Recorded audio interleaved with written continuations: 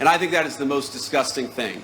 The very people who keep us safe ought to be honored and protected and praised by Democrats and Republicans alike. It is time to stop the rhetorical assault on law enforcement. Because here's what happens. Because here's what happens when Democrats like Gavin Newsom did say that these people are part of an authoritarian government. When the left-wing media lies about what they're doing, when they lie about who they're arresting, when they lie about the actual job of law enforcement, what they're doing is encouraging crazy people to go and commit violence.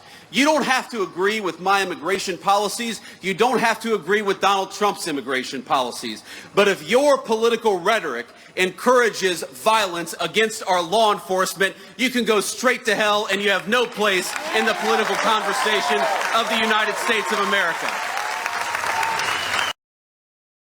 Did he just tell Gavin Newsom to go to hell? I think he just did. That's badass. Anyway, there's a game that the Democrats started. I remember it in 2014, and it shocked me the first time I saw it. I didn't understand the point. I thought that it's pretty retarded, but after 2014, the game kept going and going and going. And what I mean by this is that in my country, for instance, if you see a person doing a crime, the only person to blame is the individual doing the crime. However, in 2014, when I saw the Democrats, if an individual did a crime, then they would blame an entire movement. They would blame people that aren't even associated with the crime. Like, let me give you an example. Elliot Rodgers, right? You guys know him. The Supreme Gentleman is called on the internet. Horrible person. I think he was a fan of the Young Turks. Doesn't matter. But he commits a crime. And all of a sudden, the entire incel movement is to blame. Like, the implication is that if you're not hot enough for women to like you, you're like Elliot Rodgers. And they purged the internet. Like, entire forums, entire groups of people, lost their account. You had young men that, they didn't hate women, but they weren't attractive to women, and they were wondering, like, why can't I get a girlfriend? And so, like, they would go on the internet and talk to other men. They were depressed, and then they get their entire forums banned, accounts removed. Another example. The guy that went into a pizza store, right? Like, the QAnon guy. Didn't even shoot anyone. Entire movement purged. Mass bans of channels on YouTube. Bans of forums. Everything banned, right? And then they keep doing this. But more importantly, every single time you would have like someone talk against mass migration or someone have right-wing talking points. And then you have like a crazy person doing something. Like, let's say, someone attacked an immigrant on the street. You would have a sea of microphones being stuffed down every right-winger's throat. Like, stuffed in front of DeSantis, stuffed in front of Trump. And it would be like, do you disavow? But like, do you disavow? Do you disavow the violence? Do you disavow? Do you not disavow? Do you remember like Charlottesville, right? I mean, they used Trump, so it's like good people on both sides. And it was like, DeSantis, do you disavow? But like, do you disavow? But tell us the avowal. Do you have it? No, do you disavow? Because like the implication is that all right-wingers by default would avow, and they have to go in front of the press to say that they disavow. And they keep this up. Until when? When they stopped with this nonsense that they called stochastic terrorism? It all stopped on the day that Donald Trump survived the assassination attempt. Like, when that happened, all of a sudden, no more do you disavow, no more, right? Like, they hit the brakes. Interesting, right? Like, why didn't they ask leftists? Like, but do you disavow Donald Trump's assassination? Do you disavow? Do you disavow? Go in front of AOC, but like, do you disavow? What do you think about the AOC? Do you disavow? And after that, there have been like a lot of other shootings and a lot of other tragedies that now the right is looking at the left and it's like, well, hold on a little bit. Like, they set the game, they set the meta. Like, this is probably coming from enlightened and educated people, like the leftists are. It's the hallmark of a good civilization and a good society, so it would be a shame if they don't benefit from the stuff that they've done to us up until now, you know? And so, every single time now there's a shooting, like, again, they're looking at the ideology of the person, you know, and they're blaming, like in the case of the Charlie Kirk shooter, they're tying it to LGBT activism. In the case of this situation, they're tying it to Antifa.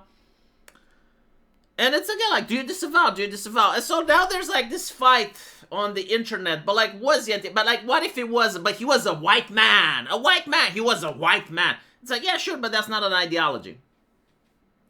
Apparently, he was anti-ICE. Whatever he was. That was written on the bullet. And it's a no-brainer. Like, in my mind, when I heard about the shooting, which apparently ended up with the loss of life of 3 people. When I heard about it, I thought there's 2 possibilities. Number one, it's a Mexican hit, right? Like someone in there was on a hit list from some cartel or something, and then they tried shooting at the people in order to get the mark. I don't think that's the case, right? Like that was just one possibility that went through my mind, but I don't think it is. I think like it's actually an individual that wanted to shoot ICE agents. And here you have Jean Favreau saying that the vice president is not a reliable source of information. This is the 5th or 6th time he's posted a political take contradictory by facts. And the take that J.D. Vance had was the obsessive attack on law enforcement, particularly ICE, must stop. I'm praying for everyone hurt in this attack and their families. Nothing here is incorrect, right? Like he basically said that the attacks on ICE must stop. Like who can disagree with that? Only a person that wants more attacks on ICE. That's the only person that can disagree, right? And so J.D. Vance says the gunman had anti-ICE messaging carved on the bullet he used. What precisely did I get wrong, dipshit? It's a very spicy way of handling it. But you know what? The fact that the public is cheering goes to tell you how much progress we had, right? Like, why should only the progressives have progress? Like the conservatives can have progress as well. If you guys remember, like, during the 2016 era, progressives just dominated the culture with their concern trolling. I mean, immediately when something was happening, and the right looked bad, they would be like, oh, isn't that concerning? Aren't you concerned? I'm so concerned. Oh, well, concern. And then when they did it, they wouldn't care, right? Remember, like, Kathy Griffin with the beheaded head of Donald Trump? No one was concerned from the left about that. Not a single voice from the left was concerned. But if a right-winger would have done it to AOC or to Bernie Sanders or to Obama, then everyone on the left would have been hyper-concerned. And so, after 4 years, people have noticed 2 things. Number one, you can never please the left.